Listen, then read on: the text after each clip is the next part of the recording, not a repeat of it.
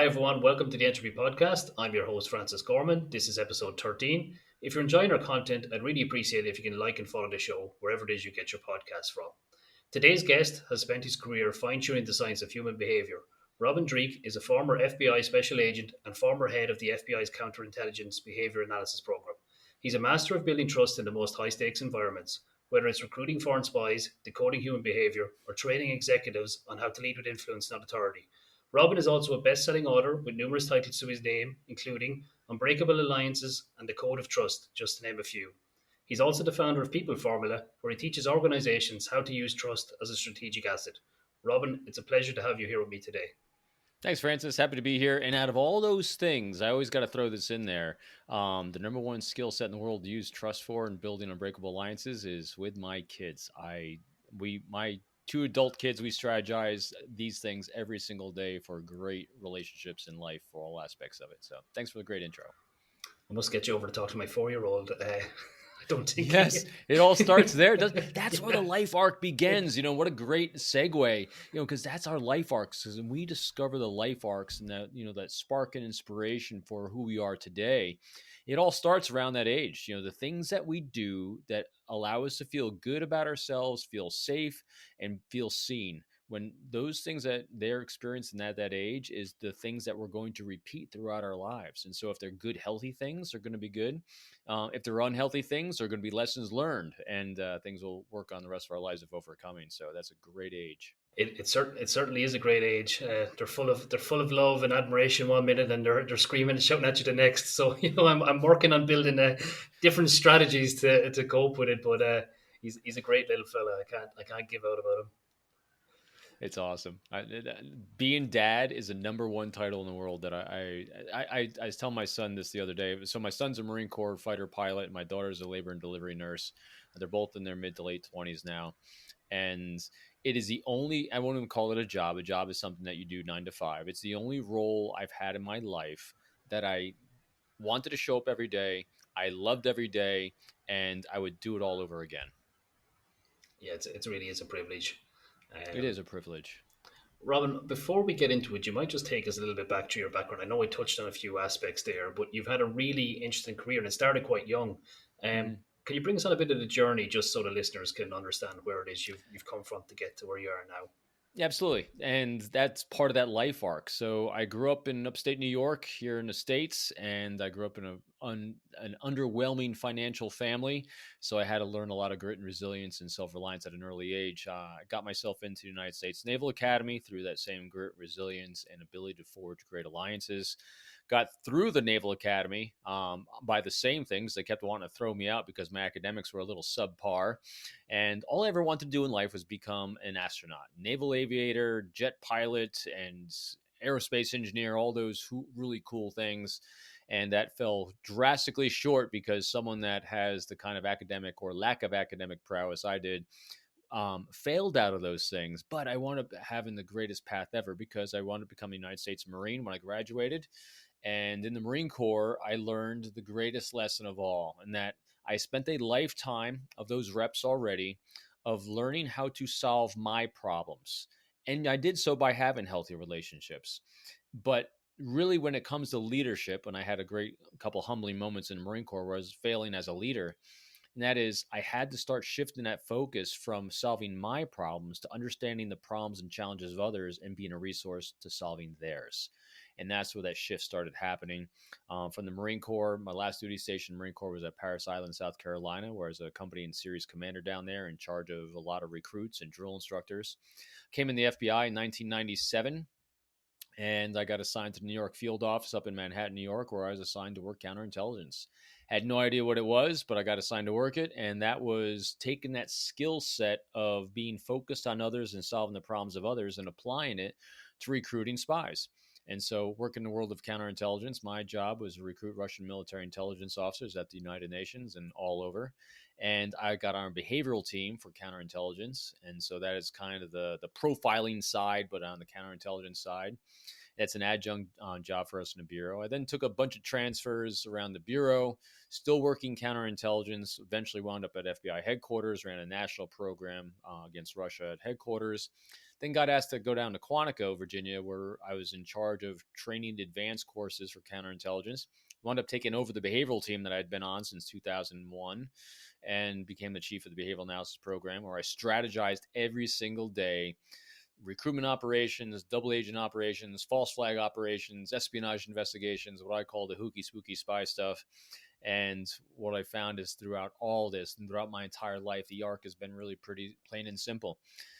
Strategizing healthy, strong relationships forged on a foundation of trust. And that is what is most remarkable, is that all these things in the world of counterintelligence or in anything in life, you need allies.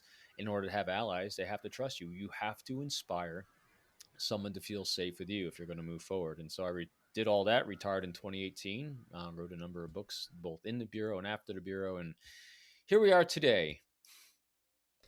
I have to ask Robin, and this one's itching at me. How do you recruit a Russian spy? First, how do you recruit a Russian spy? The greatest question of all time. First, you really don't. It's the first misnomer that you get in all the spy movies, is that there's some great one liner you can use, or if you throw enough money at a problem, it'll solve everyone's wildest dreams and aspirations. And in my experience with the great people around me that were extremely successful, and as well as my own, it's already inside someone.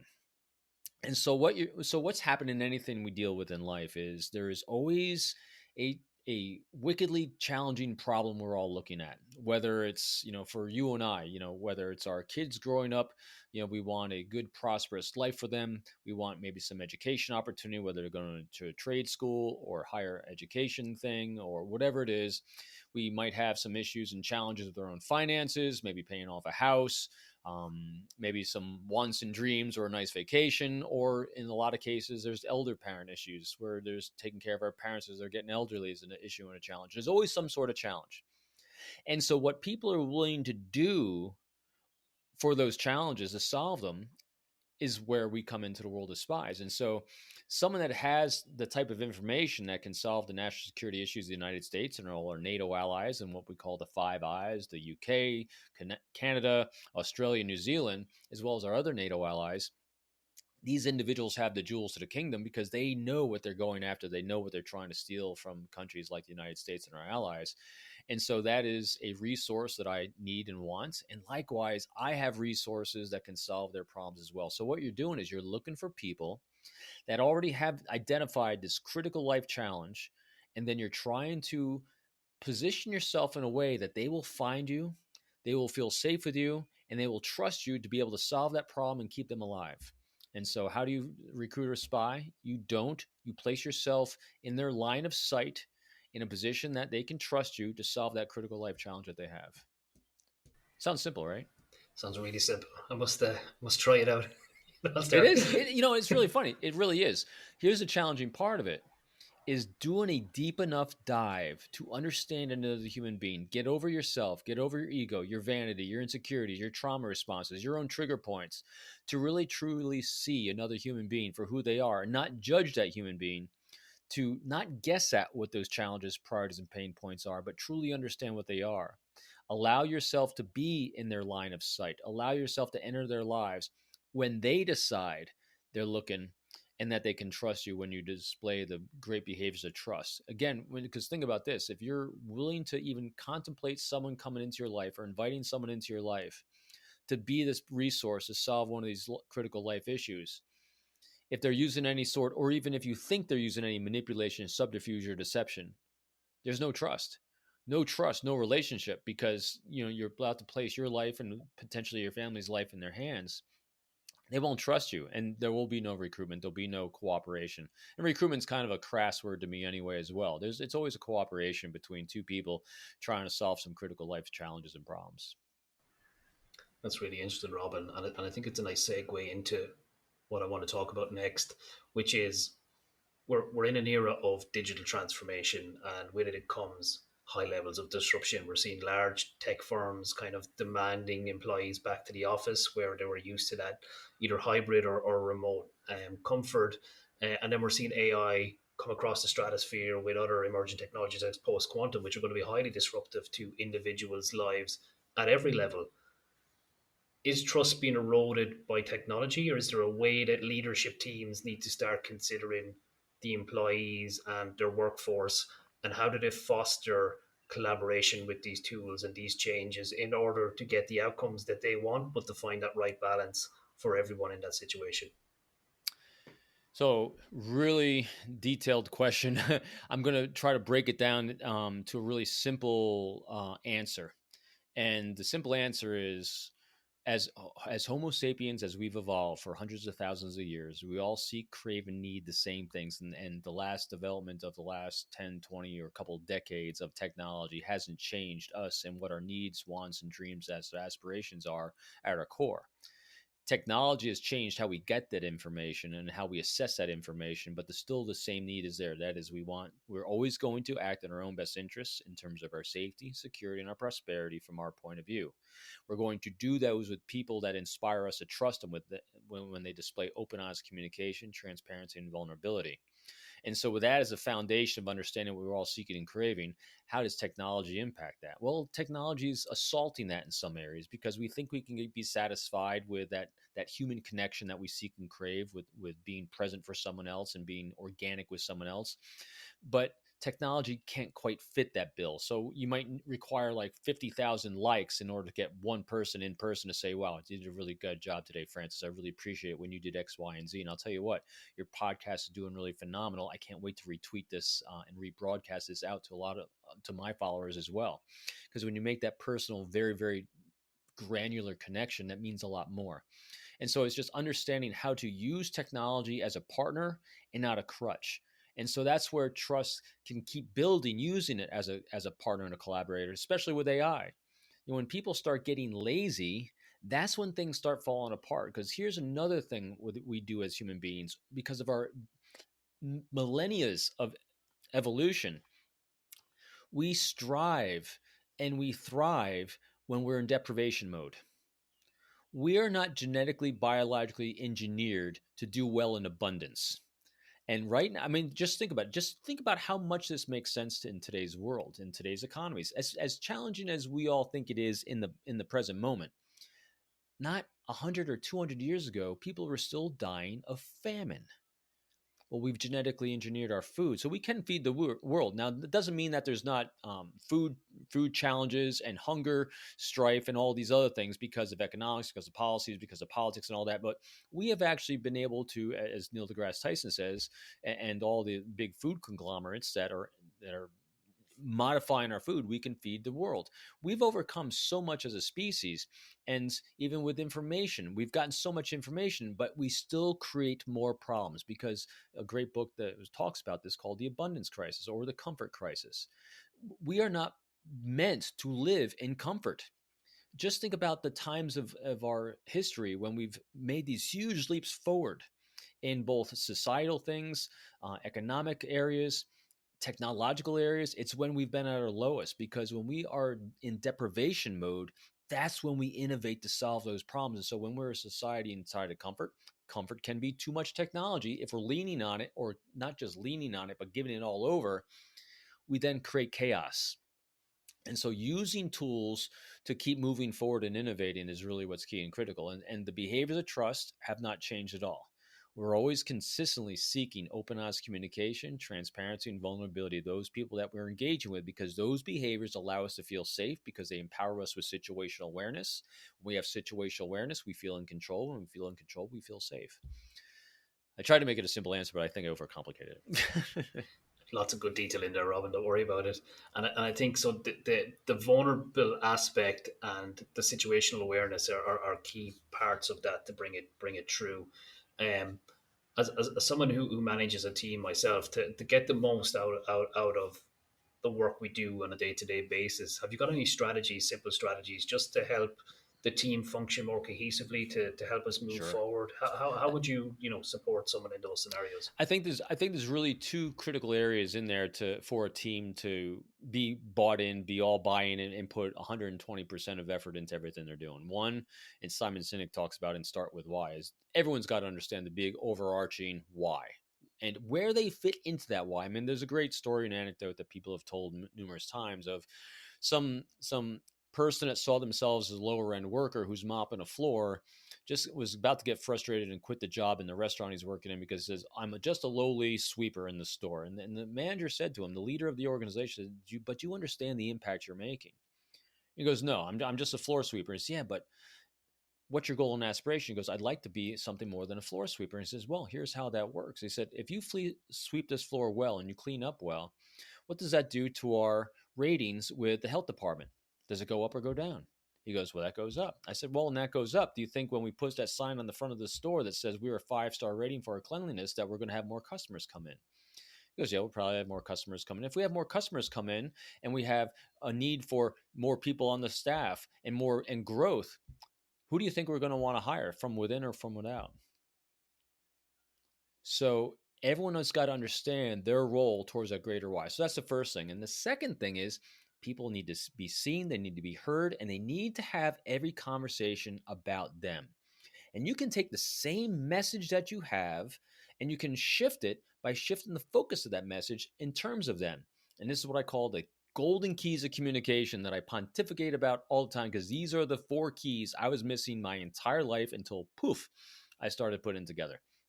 Because when we spend a lifetime, our first formative years of life in that arc of solving our own challenges and problems instead of focusing on others, because especially if we come up in a challenging situation, we're bullied like we all are, we're felt disenfranchised, whatever it is, we're so focused on our challenges and problems, our language then becomes about us. And here's the 4 keys. 1, seek the thoughts and opinions of others instead of monologuing and pontificating on and on about your own. 2, talk in terms of the other person's challenges, their priorities, their pain points, instead of yours. 3, this is the key crux to absolutely everything. This is non-judgmental, active curiosity. What I mean by that is non-judgmental, meaning whatever your own morals, ethics, and beliefs happen to be, doesn't mean you have to agree with someone else. It means you seek to understand at a very deep level. This is what's called very active empathy. And I use that word active and active curiosity, meaning this. Take your curiosity to the upper level. Don't just be curious about what it is you want to know. Be very curious about what it is they want to say. And the way you do that is you listen to the words they're saying. Don't stop the mid-sentence and ask another question about what you want to know.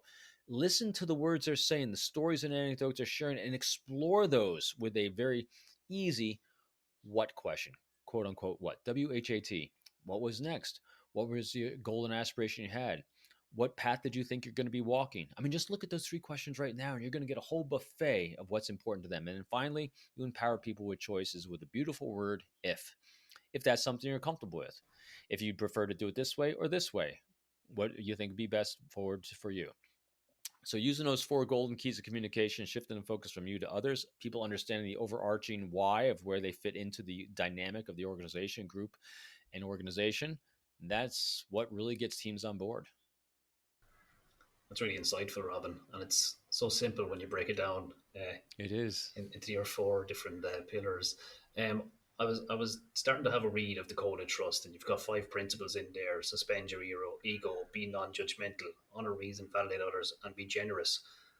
And you unpackage them and speak about them in a way that's powerful. Can you talk a little bit about those 5 principles for me and where they came from? I could talk about each of them for way too long. Pick one. What was your favorite that you want to go on to, Francis? Well, I think there was two. There was 2 that stood out to me. The first one, suspend your ego, and the last one, be generous. And there are 2 things that probably creep into modern society. And I think you talked about the 50,000 likes to get Right. one validation, etc.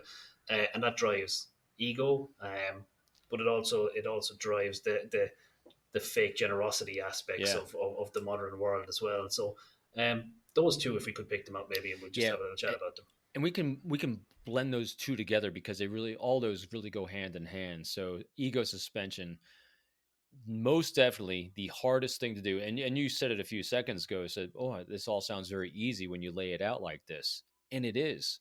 The thing that makes it hard and challenging for each of us, and this is the thing to do too, no one should ever beat themselves up for where they think they fell short. We are our own worst critics, much worse than we are on other people.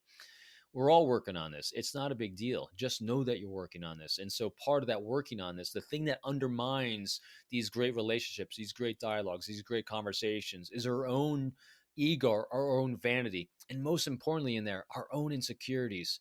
We all have trauma responses. We all have trigger points that triggers our feelings of being left out, triggers our feelings of not being part of, triggers our feelings of we're being disenfranchised, whatever it is. We get a flare of a victim mindset. And when it happens, our shields go up, our defensiveness go up, our mouth starts opening in ways that are not helpful. And so that is what I mean by ego suspension. If everyone can just remember, very, very rarely, if ever, is anyone doing anything to you. You are just in the way of their insecurities. And so anytime you hear, and this is what the ego suspension really plays a huge part. If you're ever in a conversation, a dialogue, an interaction with someone, and you feel they're being inappropriate, you feel they're ranting at you, being angry at you, and it's flaring up your insecurities and you want to flash back, just remember this. They're just being who they are, and you did something that made them feel insecure, unsafe, and disenfranchised, whatever it is. And so they are literally reacting to.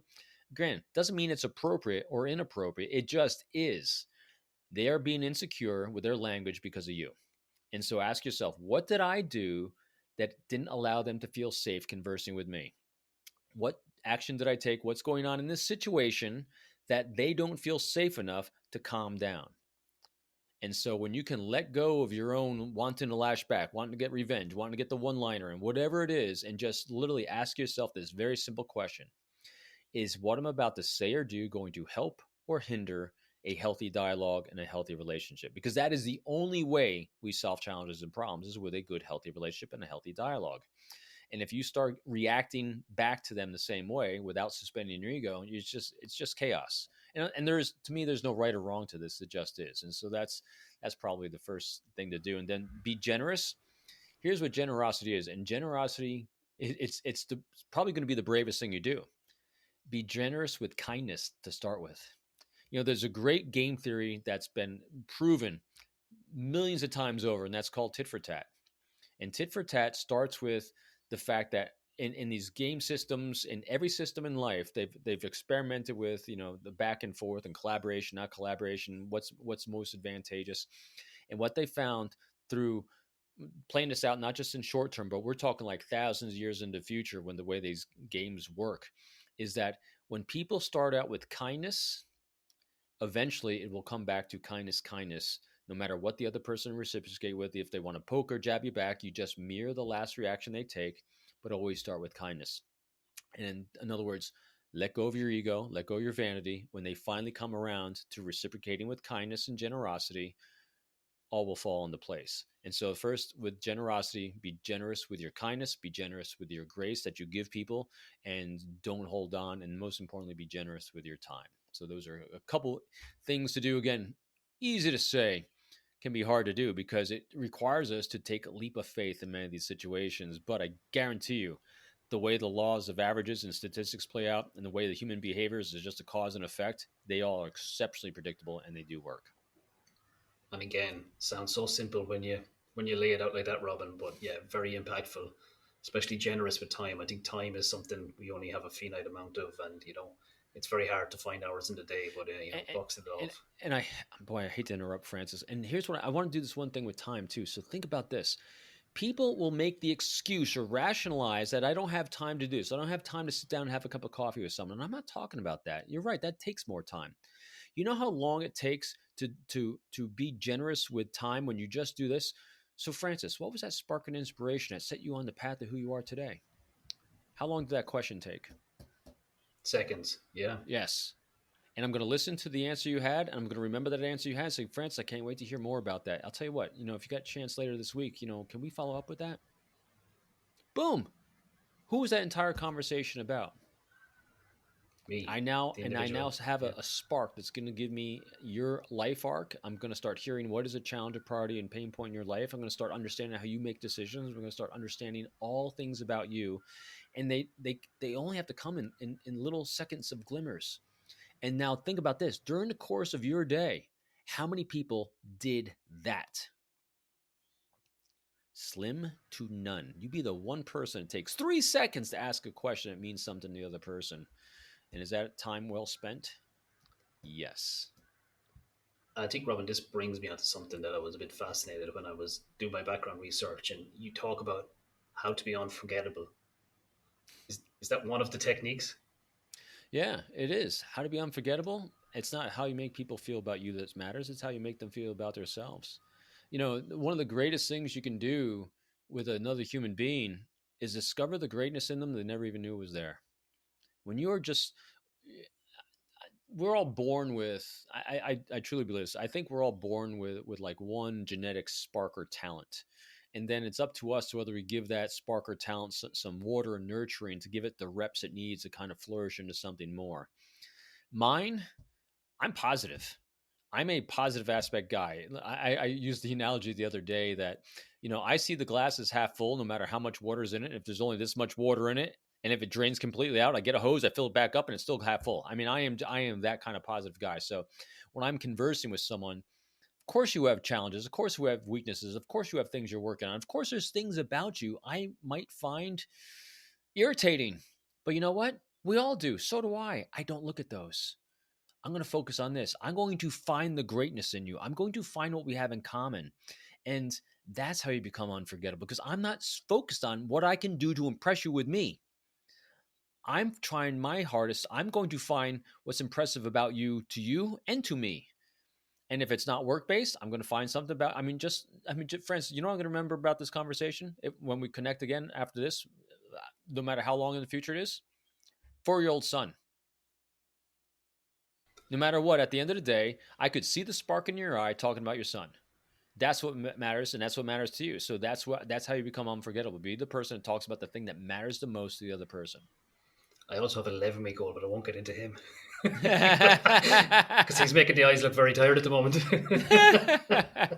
Hey, here's the positive thing about that too, Francis. We never remember average days. We only remember really challenging ones or really awesome ones. And I didn't say bad ones. I said challenging ones. Our brains work that we remember those challenges. So remember, every day you have a challenge with your son. You just know this is a great gift he's given me today. I'm going to remember this day. I must reframe. I'm going to have to reframe my thought process on some of these, Robin, after this conversation. 100%. It makes life a blessing. I'm also into Stoicism and Eastern philosophy, and I read the Tao Te Ching every day. By Lao Tzu, and also I'm into the astrophysics. I'm into all these things by Neil deGrasse Tyson as well, and other astrophysicists. And when you take this global perspective of things and the probability of just us being able to breathe this air in this entire universe, it is such an infinitesimally small probability we get to live. And so here's the way I think about every situation every day. That's why the glass is half full. We all have the amazing privilege, as long or as short as it is, we all have the privilege of dying one day. That so few things in this universe ever get a chance to do. And so what a great blessing, what a great privilege. And so every time something happens, lean into it, man, because if it's a challenging moment, you're going to remember it. It's going to be a great rep. You're never going to do that the same way again. You're going to learn something from it. You're going to move forward from it.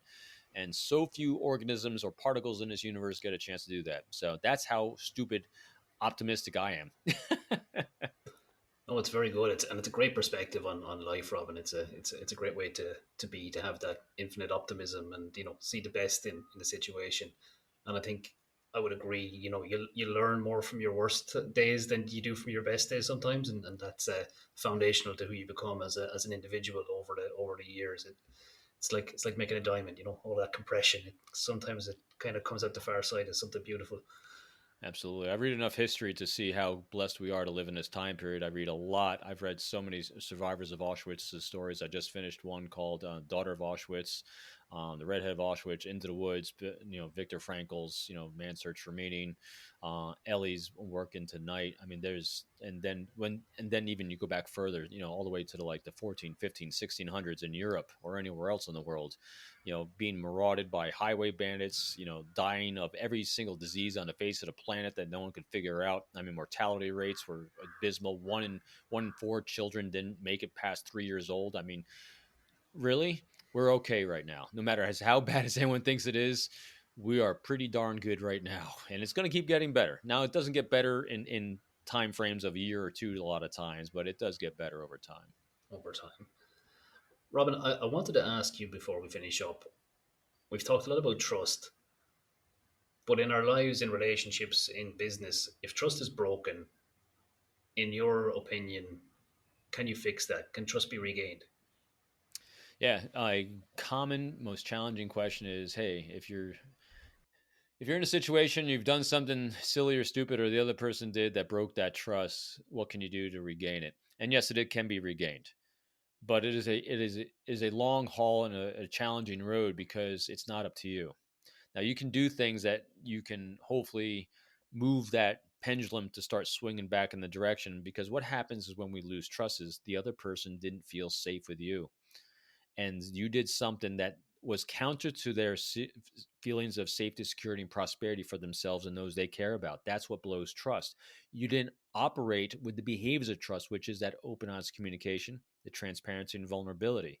So, when with that understanding that you did something to feel make someone or inspire them to feel unsafe, or you didn't have the behaviors of trust, in order to rebuild, you have to own it. You have to say, listen, I completely understand that I did this wrong. And I will now start working for, not just in my words, but now in my actions, to rebuild that trust by giving you full transparency and openness in the area that you didn't feel safe in with me. What more do you need? What do you need to do this? Allow them to have free, full access to whatever area, aspect, or you that they didn't have, that didn't feel safe. And most importantly, you have to do so on their tempo and their timeline. If they say they want nothing to do with you and never talk to me again, the only thing you can do is honor it. There's no making anyone ever do anything. All you can do is hope to inspire them to want to, because that's the difference between you convincing someone to trust you again. You can't. All you can do is hopefully inspire them to want to, unlock it from within themselves that they're willing to. And you have to give that open, honest communication, transparency, and vulnerability in all the areas they felt you didn't, at the tempo that they want, as frequently as they want. I mean, just look at all that energy. Look at how vulnerable you're making yourself. So, the long answer is yes, you can. That's what you have to do. And if you don't ever have to want to do that, don't blow trust in the first place. Which is good advice again. Robin, we're seeing reports in Europe at the moment, and specifically in Ireland, where North Korean entities are placing insiders in organizations to create insider threats, and a lot of them are against U.S. companies in Ireland as well. Mandiant, I think it was Google's threat intelligence team, actually brought the report to the public in the last couple of weeks.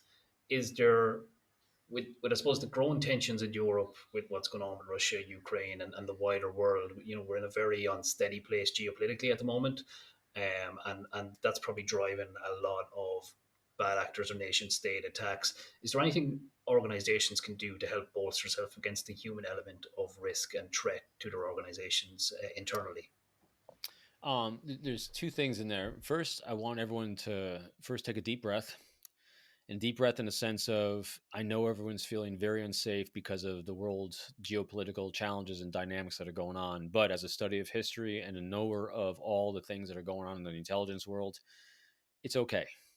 Everything's going to be okay. It's not any worse today than it's ever been before. And a lot of people think it is because we live in the now and not yesterday, but it really has been much worse in the past. And yeah, it's challenging now, and there'll always be challenges, but these challenges are nothing new to the world at large. We just happen to know more about it because of the way information flows now and the way that people are using information and weaponizing information, all those things. And so I don't, from my optic, again, I have a limited optic as a one individual human being, but from my optic of being 22 years inside the FBI and the intelligence community, I don't see anything any worse or better than it's been in the lifespan I spent doing it. So that's the first thing: is take a deep breath. It's going to be okay, because no one, no one wants bad things to happen. One second. So that's the first thing. Now, things we can do for the human factor. Yeah, you can just assess people for trustworthiness. And so, what's really simple to do that in these situations, everything we talked about today, about what you can do to inspire trust in others, about making the conversation about others, about having the behaviors of trust with that open, honest communication, transparency, and vulnerability. Now, reverse it. This is what your expectation should be of others. This is what you're looking for in others. So if you have, because granted, if we have lasting, strong relationships and healthy relationships with people, first of all, healthy relationships look like this: there's no drama. Drama is unhealthy. Drama is chaos. If it's too busy, too complicated, and people are giving you a lot of double words, I mean, if they're all over the place, that's drama. I'm telling you, that's unhealthy. I'm not saying of what you should or shouldn't do, just telling you chaos begets chaos. And you cannot solve problems if all you get is a lot of swirling chaos around you. So you got to put that aside for a second and anchor down on keeping things simple. And if you can, keep the people that are in your life simple, focused, no chaos. And so the way you do that is you're looking for people to use healthy language with you, having them use the keys of communication. Look for how they're interacting with others. Are they seeking the thoughts and opinions of others, or are they angry and pontificating out their own? Are they talking in terms of your challenges, your priorities, your pain points, your friction points, and those of others, or are they focused on self? Three, are they non judgmentally and actively curious about everyone else around them, about how to solve problems, or are they so focused on solving their own problems? And three, are they empowering people with choice to let them feel safe with what's going on and give them choice about how to move forward collaboratively together? And then when they are open, honest with their communication, they're being transparent and being vulnerable, meaning that they're owning when they're making mistakes, they're telling you and sharing you openly what they're doing to overcome them. And when they're doing all these things that we're saying behaviorally, in the same tempo. In other words, there's no tempo deviation. So if you come back with a question that you didn't have a lot of clarity on, say, listen, Francis, you just said this. I don't quite understand that. Help me understand, what did you mean by that? They should be able to respond the same tempo, the same tenor of voice, the same intonation, the same nonverbal cues and tempo, and be very clear and concise on that answer, or own the fact that they don't know the answer.